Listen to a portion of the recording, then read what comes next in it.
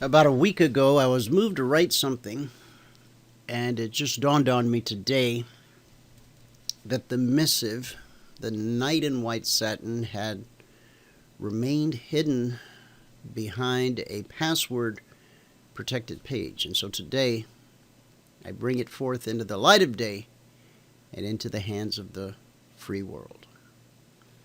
Dateline Tuesday, 10/27, 2015.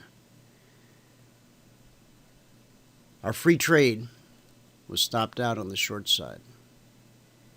Since we began giving out free trades again on October 12th of 2015, we've had a string of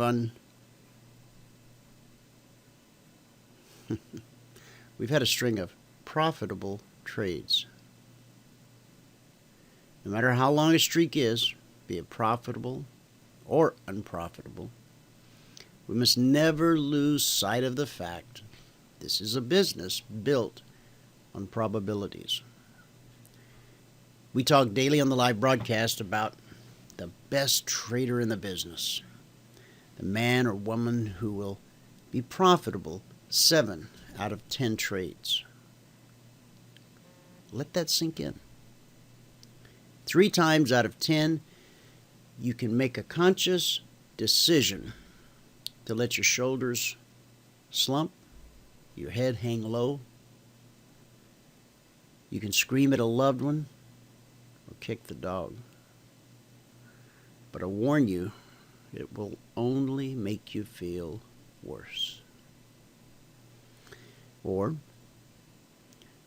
the 3 out of 10 can serve as a reminder that you've built or are currently building a real business, not a weekend gambling junket to Vegas, but a business that has expenses just like any other business.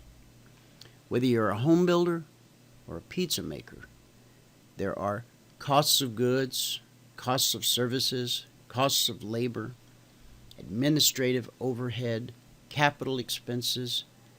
The list goes on. As traders, based on how we build and scale our business, our expenses can be as minimal as electricity and internet, something most of us already have, and a dedicated computer, which we must have or must get. Whether you go it alone or take over the 9th floor of the Chrysler Building, our single greatest expense will always be the trades that get stopped out. And that leads us to ask ourselves, where did I go wrong? The question is akin to Judas kissing Jesus in the Garden of Gethsemane. Now, in the beginning, we do want to make sure that we do not err in the mechanics, the methodology, or psychology required to put together a successful trade. As we gain experience over months and years in the business, we become more certain that the list was not at fault. However, our business plan should dictate that our trading plan will come up periodically for review. We don't wait until our car won't start to have it serviced or put oil in it, do we? The unfortunate truth is, some of us do. Friend, treat the automobile God blessed you with as well as the trading business you've built with more respect than that.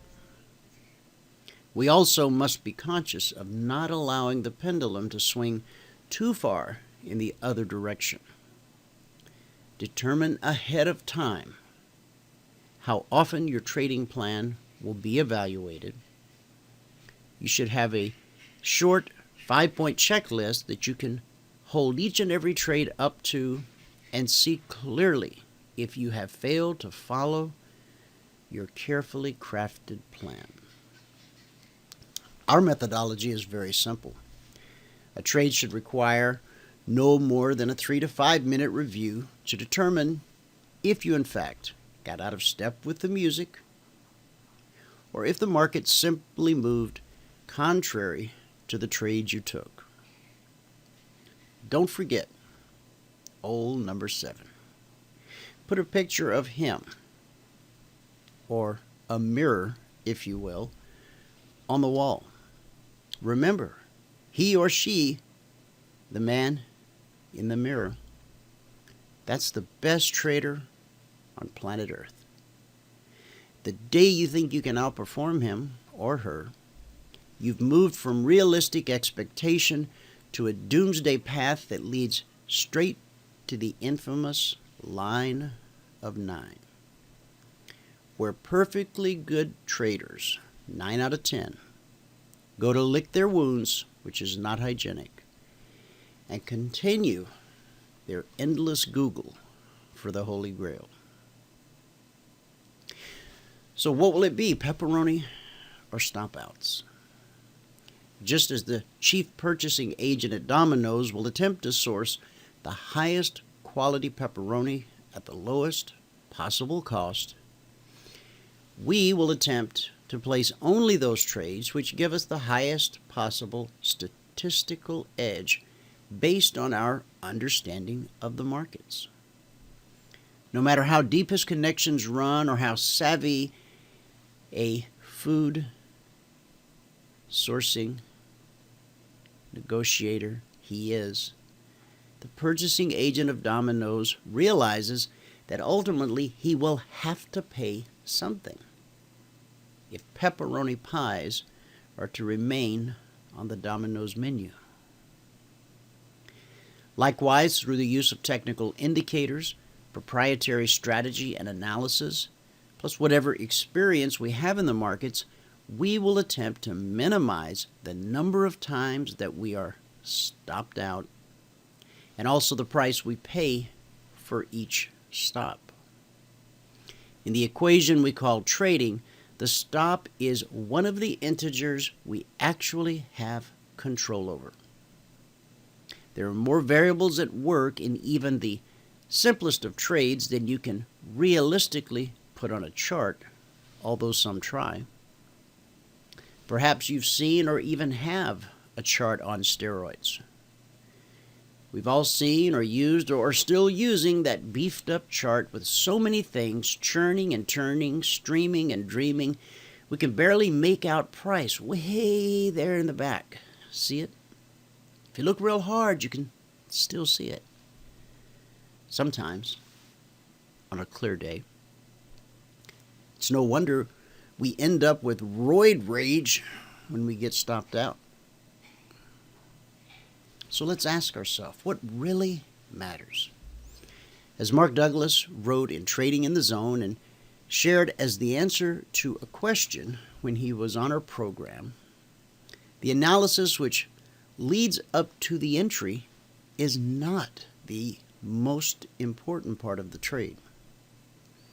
Again, it's why we freak when we turn up wrong, a word we don't use, by the way. We have 19 things on our chart telling us to get long or to get short, rarely at a specific price. Some of it is stuff we pay dearly for, so it really should work, right? So when that trade goes south and our stuff pointed north, run, Rover, run. Our humble indicators here at CFRN do give you a specific price at which to get long or which to get short. However, we teach our partners that the entry should be looked at as merely a clerical task, because our traders do have the benefit of our indicators, which do nail the entry price, long or short, to the tick without you lifting a hand, I might add. Then if trading really isn't easy, it must be what comes next that is the most difficult. Do you follow me? You could literally have 8 clerks, we only do 8 markets, sitting in an office, each one watching a different market. Since the indicators tell the clerk when to get in and at exactly what price, you can sit with your feet on your desk reading the sports page until someone rings the bell. Boss, got a long on Crude here. The clerk stands up as you plop yourself down and take the controls. Well, it's just a mouse. In your own skilled hands, let the trading begin. This is where the rubber meets the road.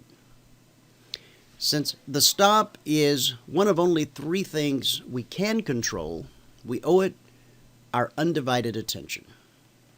It's also not a battlefield decision. This was already ironed out long before the day began. You're either trading it by the book, our book, or you're using traditional technical analysis, which is somewhat ambiguous and maybe a little bit nebulous, but it still works, and boy, it sure beats nothing at all. If you set up shop with us, you'll be taught everything you could ever want to know about stops. Stop placement, trailing the stop. We'll even cover scaling out of a position. Now, how would you like to never blow up or blow out again? The bottom line, however, if we are to remain in this trading business, we must develop a deep and abiding understanding that this stop is our insurance policy. It prevents both temporary insanity and catastrophic loss. In fact, it's typically the former which leads to the latter. For the price of the premium, hands down, it's the best deal on Wall Street. Now we simply do the next right thing. We take the next trade. Update, dateline, 10/29/2015, 1:36 a.m. Eastern. The next right thing. So for 24 hours, give or take, I have let you sit with the best advice I could muster. A, don't freak out. B, do the next right thing. C, what happens when you do the right thing. As you know, our alerts are never a one-trick pony. On Wednesday afternoon, prior to the Fed announcement, we specifically broadcast on live radio, as always, flat on the Fed. Price tripped the long side of the equation. You have to remember, hard to forget as I always remind you, I give you 2 trades per market for a reason. In case my best work does not agree with the market's performance, you're not stuck with an analyst who can't see beyond his own ego. Along with telling you to consider being short below 2052, the stop out, we also said, if that isn't profitable, be long above 2076. At 13:57, 3 minutes to the Fed announcement, we climbed above 2706 and put in a high at 2079. At 13:59. Too close to count. It would be disobeying a direct order not to stand down. So we watched, sighed, and the clock ticked on. Of course, inquiring minds want to know, just curious, how long does one need to stand down? Well, on something the size of the Fed, I like to give it at least 30 minutes. So on that day, 30 minutes came and 30 minutes went. We put in a double bottom on the 1-minute chart at 20:55.50. Leg, retrace, leg, and by 3 p.m. Eastern, 1 hour post-Fed, we found ourselves back up at 2067 and still climbing. At 3:30, we tagged 2076 again, and there's just no way I can hold my traders back. They played by the rules. They stood down on the opportunity in front of the announcement. But 90 minutes after the announcement, I got nothing in the rule book to keep them on a leash at this point. By 16:07, 8 minutes before futures in Chicago grind to a halt, we put in a swing high on the day of 2085. Sweet deliverance. That's a clean as a whistle 9-point rally on the S&P 500 Emini Futures, and guess what? Not a single car was burned, not a shop was looted, nor brick thrown.